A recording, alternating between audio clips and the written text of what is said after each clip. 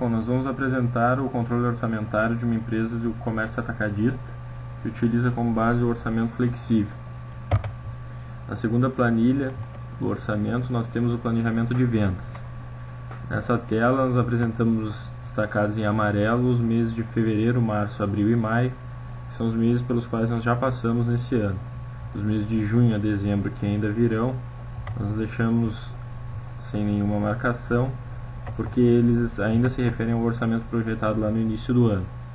Os meses em amarelo já estão fechados e serão utilizados como base para futuros ajustes nos meses seguintes, já que o orçamento é flexível e ele nos permite elaborar essas mudanças. O orçamento de compras é a mesma coisa, os meses em amarelo foram aqueles meses pelos quais nós já passamos, e os meses de junho a dezembro, os meses que virão. Essa base de compras, realizada nos meses anteriores, também poderá haver ajustes no futuro nos outros meses. Quanto às despesas, nós realizamos aqui a separação delas de acordo com o valor mensal ou com o percentual mensal que essas despesas geram em cima de alguma medida. Então, por exemplo, as comissões nós destacamos em cima do custo, elas têm um custo comercial de 2,5% em cima das vendas, tá? O valor estipulado para o ano é de 70.744 e nós colocamos o nome do funcionário responsável, tá?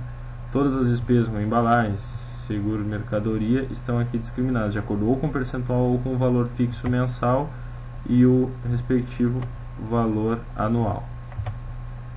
No consolidado que nós realizamos as previsões do orçamento, temos aqui discriminados mês a mês as receitas já realizadas nos meses marcados em amarelos e as despesas e custos já realizados, e nos meses que estão em branco as nossas projeções.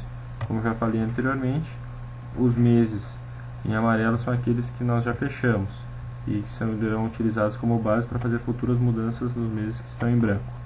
Então nós temos janeiro, fevereiro, março, abril e maio como já realizados, e aqui apresentamos toda a separação entre impostos e todos os custos também que compõem essa previsão que nós realizamos. Temos ainda uma parte do acompanhamento na próxima planilha, em que nós dividimos de acordo com as despesas o que efetivamente ocorreu nos meses, tá? E seguindo essa mesma média, qual será a previsão para esse ano.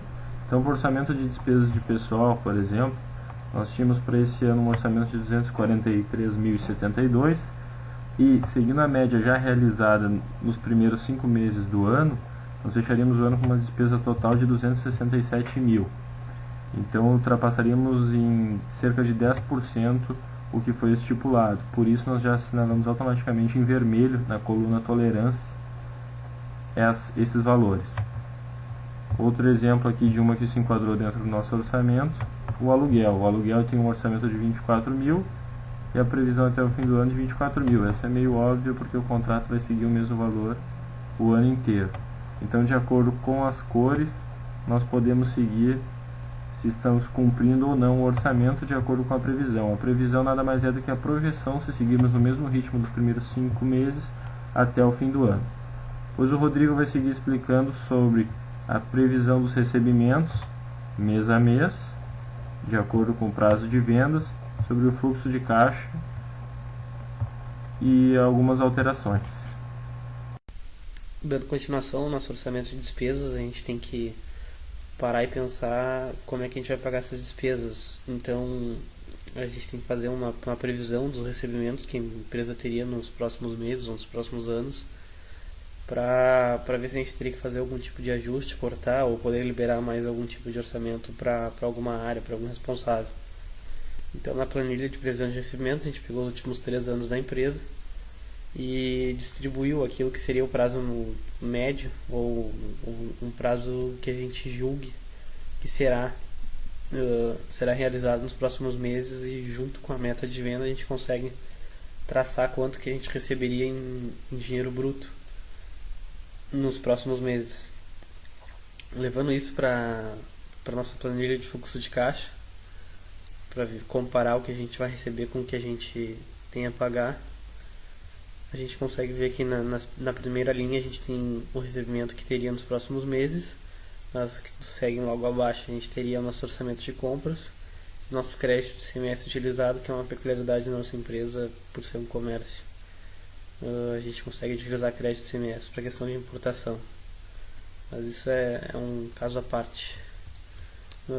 Analisando friamente os resultados da empresa até então, a gente teve geração de caixa em todos os meses, mas teria um